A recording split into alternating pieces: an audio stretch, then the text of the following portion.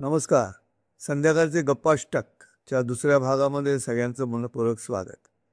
संध्याकाळी घरी ऑफिसमधून भयानक ट्रॅफिकमधनं टेरिफिक ट्रॅफिकमधनं घरी आल्यानंतर जरा मनाला उभारी येण्यासाठी आणि शांत वाटण्यासाठी रूम टेम्परेचरवरती परत येण्यासाठी आपलं मन आणि बुद्धी हे संध्याकाळचे गप्पाष्टक मी सुरू केलं आहे.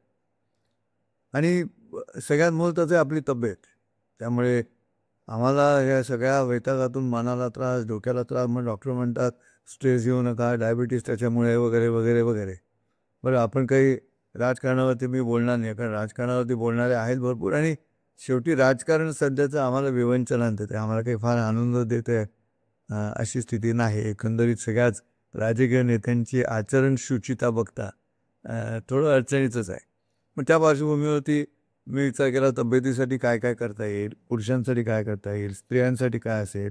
ब्युटी पार्लर्सनी तर आता योगासनांची शिबिरं सुरू केली. तर सगळेजण योगा म्हणतात, मला अजिबात आवडत नाही. योग म्हटलं पाहिजे. मी तर नेहमी म्हणतो ते योगा म्हणतात ते बारीकच होणार नाही, कारण भारतीय शब्द योग आहे तो योगच ठेवला पाहिजे ना. तुम्ही कधी ऐकले का न्यूटना असं म्हटलेलं, शेक्सपियरा असं म्हटलेलं नाही. मग इंग्रजी शब्द आपण तसे तसे उच्चारतो. तर मग आमच्या भारतीय संस्कृतीतले अतिशय उत्तम शुद्ध जे शब्द आहेत ते तसे उच्चारायला हरकत नाही. योगा योगा करून तुम्ही काय आधुनिकता दाखवता मला कळत नाही, असं तो मुद्दा नाही राहणार. ते एका अशाच ब्युटी पार्लरनी आयोजित केलेल्या शिबिराला माझी पत्नी पण गेली होती, कारण त्यात त्यांनी जाहिरात दिली होती. आणि ती जाहिरात अशी होती की तुम्ही योगासनाच्या शिबिराला प्रवेश घेतलात की फेशियल फ्री.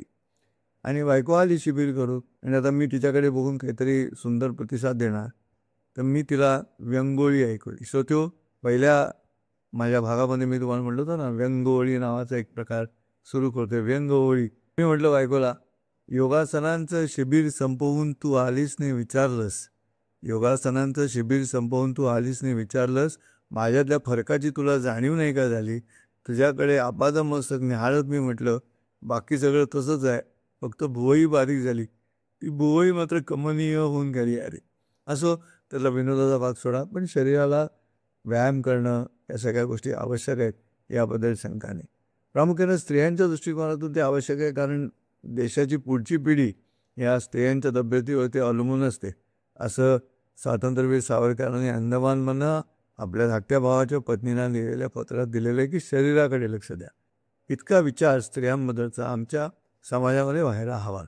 आता भावना विवश होऊन भावना प्रधान राहून तुम्ही मुलीची पाठवणी करता, किती सुंदर. त्याही वेळेला जुन्या काळामध्ये मुलीची पाठवणी गायली जायची, काहीतरी काव्य असायचं.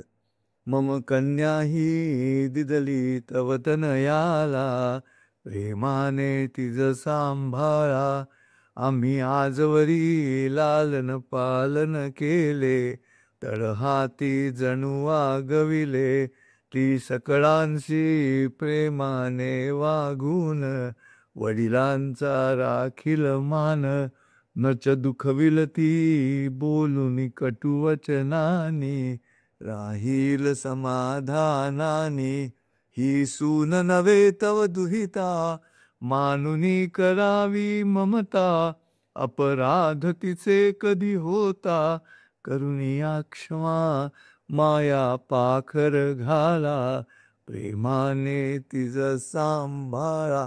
किती वेळा तो ळा ऐकूच येत नसे भावलेमुळे, परंतु अशी छान नटून थटून मुलीला सासरी पाठवली. आणि परवाच एक बातमी वाचली की पती नीट वागवत नाही म्हणून मुलीनं घरी परत यायची इच्छा व्यक्त केली की मला नाही राहायचं इथे, ते नीट वागवत नाही आहेत. वडील म्हणाले जरूर ये, मी समर्थ आहे तुला सांभाळायला, तू नक्की परत ये. पण त्या वडिलांनी काय केलं, जरा वेगळी बातमी वाटली म्हणून तुम्हाला सांगतोय. वडिलांनी परतीची पण वरात केली. मग ती जाताना जशी नटून तटून गेली तसं तिला येतानाही नटून तटून आणली घरामध्ये. का तर ती जाताना जशी दिसली होती तशीच येताना पण परत दिसली पाहिजे. मला असं वाटतं की ही कल्पनाच किती रम्य होती. परतीची वरात, मुलीला सुद्धा नवजीवनाची उभारी यायला पाहिजे परत, असा विचार असेल कदाचित. बातमी खरी खोटी माहिती नाही, परंतु मला ती कल्पना आवडली की समजा असं घडलंच तर मुलीला दुःखी मनस्थितीत परत आणण्याच्या ऐवजी पुन्हा तिला जोर येईल, स्फूर्ती मिळेल, पुन्हा आयुष्य नव्यानं जगण्याची. वडिलांची कल्पना मला आवडली, परतीची वरात. असो, सो तो आज इथे थांबूया. संध्याकाळचं गप्पाष्टक पुन्हा भेटू तिसऱ्या भागामध्ये. आणि तोपर्यंत आनंदात राहा, प्रसन्न राहा, हसत राहा. शुभरात्री.